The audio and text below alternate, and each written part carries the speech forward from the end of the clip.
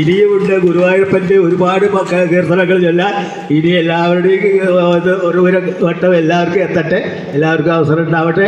എല്ലാവർക്കും ആയുരാരോഗ്യ സൗഖ്യത്തോടെ ആനന്ദം അഭിവൃദ്ധി എല്ലാം തിരഞ്ഞ് ഈ വയോജനം എന്ന് പറഞ്ഞാൽ ഒരുപാട് നമ്മൾ പകുതിക്കേ എത്തിയിട്ടുള്ളൂ, പകുതി വഴിയേ എത്തിയിട്ടുള്ളൂ. ഇനിയുമുണ്ട് ഒരുപാട് യാത്രയ്ക്ക്.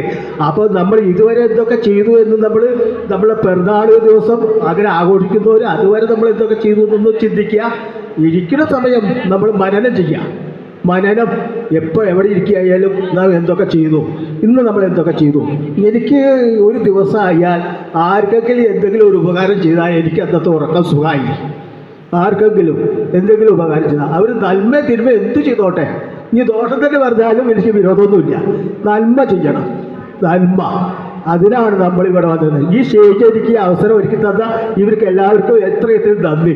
വിളിച്ചു തന്ന ഇവർക്ക് പ്രത്യേകം അഭിനന്ദനങ്ങൾ